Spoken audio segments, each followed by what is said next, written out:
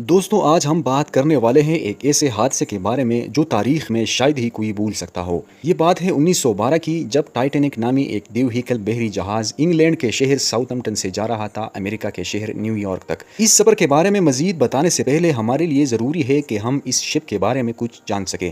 RMS Titanic دنیا کا سب سے بڑا اور سب سے لگزوریس جہاز اپنے زمانے کا 269 میٹر لمبا اور 50 میٹر سے بھی زیادہ اونچائی رکھنے والا یہ جہاز اس زمانے کا دنیا کا سب سے بڑا شپ تھا، اور اس میں جو لگژری استعمال کی گئی وہ دل دہلا دینے والی تھی۔ اس زمانے میں اس کی بنانے کی کاسٹ پڑی تھی $7.5 ملین کی، جو کہ آج کی پاور $50 ملین کے برابر ہیں۔ شپ کے اندر کی ڈیکوریشن اور آسائشیں آج کے کسی 5 اسٹار ہوٹل کو بھی پیچھے چھوڑ دیں گی۔ سٹین گلاس کی کھڑکیاں، ایک hated swimming pool, Turkish bath, electric bath, ایک جم، ایک اسکواش کورٹ، 4 ریسٹورنٹس، 2 باربر کی دکانیں اور ایک لائبریری شامل تھی۔ اس کے علاوہ اس شپ میں جس طرح کی سیفٹی فیچرز کا استعمال کیا گیا تھا، اسی کو بنیاد بنا کر اس جہاز کو انسنکیبل مانا جاتا تھا، یعنی یہ مانا جاتا تھا کہ یہ جہاز کبھی ڈوب ہی نہیں سکتی۔ جس کمپنی نے اس شپ کو بنایا تھا اس کا نام تھا وائٹ سٹار لائن، جس کے وائس پریزیڈنٹ نے پبلک کے سامنے یہ کلیم کیا تھا کہ یہ شپ انسنکیبل ہے۔ دوستو 10 اپریل کو یہ شپ انگلینڈ کے شہر ساؤتھمپٹن سے روانہ ہو رہا ہے، جس کا منزل ہے امریکہ کا شہر نیو یارک۔ اس جہاز کا کمانڈ سنبھالے ہیں 62 سالہ سینئر کیپٹن ایڈورڈ جان سمتھ نے۔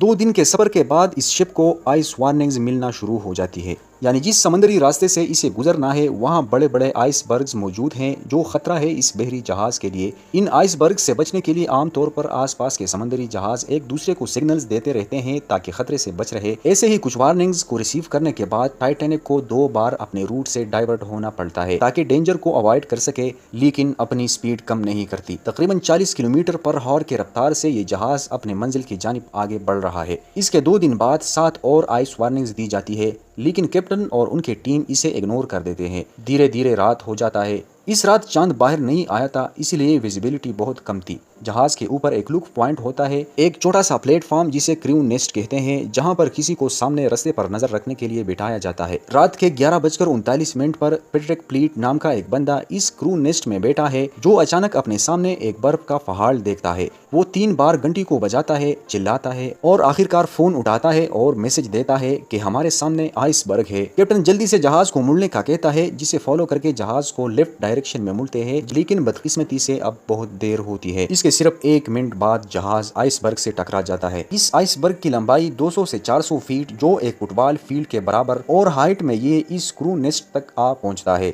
سائنٹسٹ کے مطابق اس کا وزن تقریباً 1.5 ملین ٹن تھا۔ دوستو ٹائٹینک کا اس آئس برگ سے ٹکراؤ فرنٹ رائٹ سے ہوا، یعنی بو کے ساتھ۔ جہاز کے سٹرکچر کو اگر دیکھا جائے تو سامنے والے حصے کو بو کہتے ہیں، بو کے اوپر والے ایریا کو سٹیم کہتے ہیں، اور اس کے نیچے والے ایریا کو جو باہر کی طرف ہوتا ہے اسے کیل کہتے ہیں۔ اس آئس برگ کا وزن اتنا تھا کہ اس نے اس ٹائٹینک شپ کو بری طرح چوٹ پہنچائی۔ تقریباً 10 سیکنڈز تک یہ جہاز آئس برگ کے ساتھ پھسلتا چلا گیا اور ایک بہت بڑا شگاف پڑ گیا۔ اس کے ساتھ شپ کے باڈی میں کچھ چھوٹے چھوٹے ہولز بھی آ گئے۔ دوستو آپ سوچ رہے ہوں گے کہ ایک میٹل کو برف کیسے نقصان پہنچا سکتا ہے، لیکن اگر ہم سائنٹیفکلی دیکھیں تو برف سالڈ ہوتا ہے۔ مثلا اگر ہم گاڑی کی مثال لے لیں تو جب گاڑی کسی سالڈ چیز سے 20 سے زیادہ کی سپیڈ سے بھی ٹکرائی جائے تو گاڑی کو نقصان پہنچتا ہے۔ ٹائٹینک شپ کی سپیڈ پھر بھی 60 کلومیٹر پر ہار تھی، اور اس کی وزن کے بارے میں تو ہم نے آلریڈی پہلے بات کی۔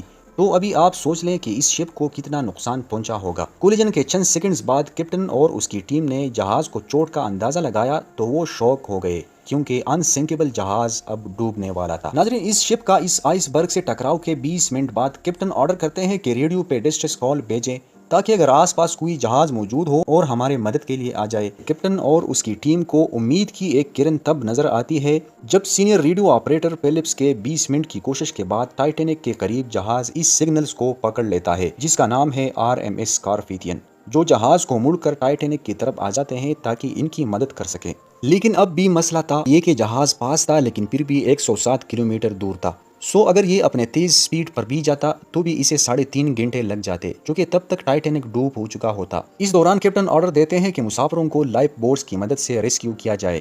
پروٹوکول کو فالو کرتے ہوئے عورتوں اور بچوں کو پہلے پریورٹی ملے گی، لیکن جہاز میں مسافروں کو اب بھی یہ نہیں لگ رہا تھا کہ جہاز ڈوب جائے گا، کیونکہ ان کا یقین تھا کہ یہ جہاز انسنکیبل ہے۔ یہی وجہ تھی کہ جب پہلی لائف بوٹ نکالی گئی جس میں 65 لوگوں کی جگہ تھی، لیکن صرف 28 افراد بیٹھ جاتے ہیں۔ وقت گزرنے کے ساتھ ساتھ جہاز میں پانی بھرنا شروع ہو جاتی ہے، جس سے جہاز ٹلٹ ہونے لگتا ہے۔ اس سے مسافروں میں تشویش بڑھنا شروع ہو جاتا ہے، اور جب انہیں یہ یقین ہونے لگتا ہے کہ جہاز کا ڈوبنا یقینی ہے تو وہ ادھر ادھر بے اختیار بھاگنا شروع کر دیتے ہیں۔ رات کے 1 بجے کے آس پاس جہاز پانی سے اتنا بھر چکا تھا کہ آگے والا حصہ پانی میں ڈوب ہو چکا تھا، اور جو پیچھے والا حصہ تھا وہ اوپر آ گیا تھا۔ جب جہاز کا ٹلٹ زیادہ ہوا تو لوگوں میں کھلبلی مچ گئی۔ اپنی جان بچانے کے لیے اب کسی بھی طرح لائف بوٹس میں جگہ بنانے کی کوشش کر رہے تھے۔ دوستو، اس جہاز میں تقریباً 2400 کے قریب لوگ موجود تھے، اور لائف بوٹس کی تعداد صرف 20 تھی، جس پر تقریباً 1200 لوگ آ سکتے تھے۔ رات کے 2:05 آخری لائف بوٹ ٹائٹینک سے پانی میں اتاری گئی، لیکن جہاز میں ابھی بھی 1500 لوگ موجود تھے، جنہیں اپنی موت بالکل یقینی طور پر نظر آ رہی تھی۔ تقریباً 2:20 پر جہاز 2 ٹکڑوں میں ٹوٹ جاتا ہے اور پھر دھیرے دھیرے ڈوب جاتا ہے۔ دوستو، اسی طرح اس انسنکیبل جہاز کو ڈوبنے میں 3 گھنٹے بھی نہیں لگے۔ جو 1500 لوگ جہاز میں رہ گئے تھے وہ یا تو ڈوب گئے، یا پھر جن لوگوں کو تیرنا آتا تھا وہ ہائپوتھرمیا کی وجہ سے مارے گئے، کیونکہ پانی کا ٹیمپریچر تقریباً -2 ڈگری سینٹی گریڈ تھا، جس میں انسانی جسم کچھ ہی لمحے زندہ رہ سکتا ہے۔ کہا جاتا ہے کہ ٹائٹینک جہاز کا کیپٹن ایڈورڈ اسمتھ آخر تک اپنے وہیل پر ڈٹے رہے اور پھر جہاز کے ساتھ ڈوب گئے۔ کچھ لوگوں کا یہ بھی ماننا ہے کہ انہوں نے خود کو گولی مار کر سوسائڈ کیا تھا۔ RMS کارپیتھین جہاز جو ٹائٹینک کو بچانے نکلا تھا وہ پہنچتا ہے 3:30 پر، لیکن تب تک بہت دیر ہو چکی ہوتی ہے، اور وہ 1500 لوگ جو جہاز میں رہ گئے تھے وہ سب کے سب ڈوب کر مر جاتے ہیں۔ لیکن جو لوگ لائف بوٹس میں نکلے تھے وہ انہیں کو بچانے میں کامیاب ہوتا ہے۔ اس ٹائٹینک کے ڈیزاسٹر کے بعد کئی سوالات اٹھے، کئی کنٹروورسیز ہوئی، انویسٹیگیشن کرائی گئی، اور کچھ ایسے انجان باتیں سامنے آ گئی جس سے لوگ شاکڈ رہ گئے۔ حیران کرنے والی بات یہ ہے دوستو کہ اس رات جس جگہ اور جس وقت ٹائٹینک ڈوب گئی، وہاں سے تقریباً 37 کلومیٹر کے فاصلے پر ایک شپ موجود تھا جس کا نام تھا SS کیلیفورنین۔ یہ وہی شپ تھا جس نے ٹائٹینک کے آئس برگ سے ٹکرانے سے 1 گھنٹہ پہلے ایک آخری وارننگ دیا تھا۔ انہوں نے کہا تھا، ہوشیار رہنا، اس سمندر میں بہت سے آئس برگز ہیں۔ تقریباً 11:15 پر کیلیفورنین جہاز میں موجود ریڈیو آپریٹر نے اپنا ریڈیو آف کیا تھا۔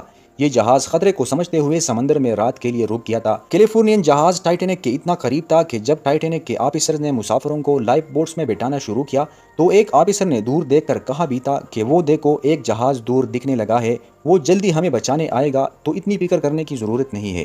لیکن یہ کیلیفورنین جہاز تب بھی نہیں پہنچا جب ٹائٹینک سے راکٹس اڑائے گئے تاکہ کوئی اگر ہو آس پاس تو اسے دیکھ کر مدد کے لیے پہنچے۔ رات کے قریب 12 بجے کے آس پاس یہ رپورٹ کیا جاتا ہے کہ کیلیفورنین جہاز پر جو کریو ممبرز موجود تھے انہوں نے ان راکٹس کو دیکھا تھا۔ انہوں نے اپنے کیپٹن اسٹینلے لارڈ کو بھی انفارم کیا تھا، لیکن انہوں نے کہا کہ یہ کوئی ڈسٹریس سگنلز نہیں بلکہ ٹائٹینک میں امیر لوگ جاتے رہتے ہیں، وہ پارٹی کر رہے ہوں گے۔ دوستو، اگر اس رات کیپٹن اسٹینلے لارڈ نے ان راکٹس اور ان ڈسٹریس سگنلز کو سیریس لیا ہوتا تو ان 1500 لوگوں کی جان بچائی جا سکتی تھی۔ دوستو، اگلے دن صبح جب یہ ریڈیو آن کرتے ہیں تو انہیں ریڈیو سگنلز ملنے لگ جاتے ہیں۔ یہ وہاں پر پہنچتے ہیں، لیکن وہاں صرف لوگوں کی لاشیں تیرتا ہوا دکھائی دیتے ہیں۔ اس انویسٹیگیشن میں دونوں انکوائریز جو کی گئی تھی، اس میں کیلیفورنین کی اسٹینلے کیپٹن کو بلیم کیا جاتا ہے، لیکن اتنے بڑے ڈیزاسٹر کے پیچھے صرف ایک آدمی کو بلیم نہیں کیا جا سکتا، اور بھی لوگوں کی غلطیاں تھیں، جیسے کہ لائف بوٹس کی کمی، کیونکہ جس کمپنی نے اسے بنایا تھا اسے یقین تھا کہ یہ جہاز تو کبھی ڈوب ہی نہیں سکتا۔ دوستو، دوسری غلطی یہ تھی کہ اس جہاز کو جب آئس وارننگز ملنے لگے تب کیپٹن اور اس کے کرو ممبرز نے اسے اگنور کیا تھا اور اس کا سپیڈ بھی کم نہیں کیا تھا۔ اگر ٹائٹینک میں موجود لوگ شروع ہی سے لائف بوٹس میں پورے ایویکویٹ کر جاتے تو ٹائٹینک پر 1000 لوگ رہ سکتے تھے۔ اس کا مطلب 500 لوگ خوش فہمی اور اوور کانفیڈنٹ کی وجہ سے ڈوب مرے۔